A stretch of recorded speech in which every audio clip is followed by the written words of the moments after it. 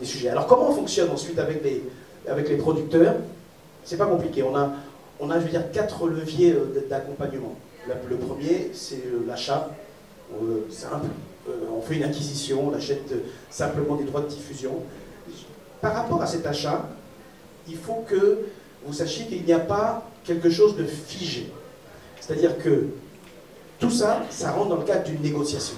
C'est-à-dire que nous, on va demander d'acheter sur une période donnée. Cette période se négocie à un coût donné. Ce coût se négocie en fonction de la série, le nombre d'épisodes, l'historique de la série. Tout ça rentre dans le cadre d'une négociation. On a une grille de lecture, bien entendu, mais ça va rentrer dans le cadre d'une négo, et notamment sur la durée des droits. Donc ça, c'est important. Je pense que vous aurez des questions là-dessus. Le préachat, ça a été le cas de la saison 2 de Madame Monsieur. On s'est dit, il y a quelque chose à faire. Donc on va creuser le sujet. Donc, au-delà de simplement de la simple acquisition, on est un petit peu plus en amont, et on avance avec le producteur pour essayer de faire une belle série. Et là, vous savez aussi que Madame Monsieur, c'est également un très beau succès à l'enjeu. Et puis, bien entendu, le levier le plus important, c'est la copro. Donc, je vais en parler tout à l'heure. C'est le cas des coûts de la vie. La copro, au-delà de l'apport financier, puisqu'il y a à la fois les droits de diff, il y a à la fois la part copro qui est importante, il y a surtout un accompagnement éditorial. On veut être rassuré sur ce qu'on a écrit, sur la manière dont c'est emmené, sur quelle est votre équipe pour porter ce sujet, qui va réaliser. Ah, ils ont un chef-op qui tient la route, ou bien c'est un petit jeune qui sort de l'école.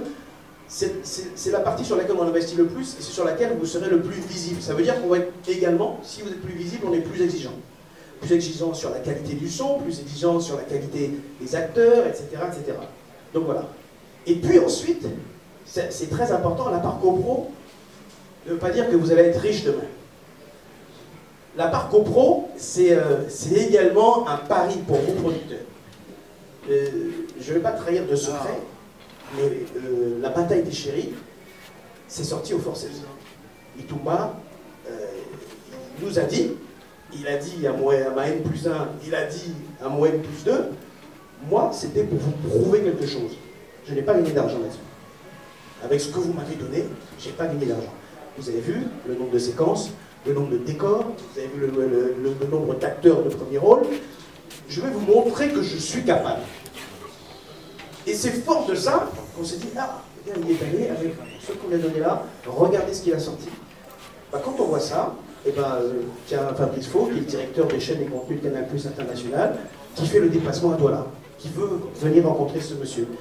Il veut comprendre comment est-ce qu'il a réussi à la fois à écrire, à la fois à tourner, à faire venir des acteurs de l'étranger, et alors, les techniciens, tout le monde est payé. Comment est-ce que tu fais? C'est quoi la recette? Mais il vous dira bien que moi, c'est assez, il dit, mais j'ai pas gagné d'argent. Les gars ont travaillé comme des chiens. Donc, c'est pas la formule qu'on veut appliquer, c'est celle qu'il a appliquée pour nous montrer qu'il est capable. Et ça veut dire que demain, lorsque vous revenez avec un sujet, un premier sujet qui a fonctionné, vous revenez avec un deuxième sujet, vous dites, lui, en tout cas, on peut s'appuyer sur lui. Je dis ça parce que je veux en arriver à la notion de confiance réciproque, de considération.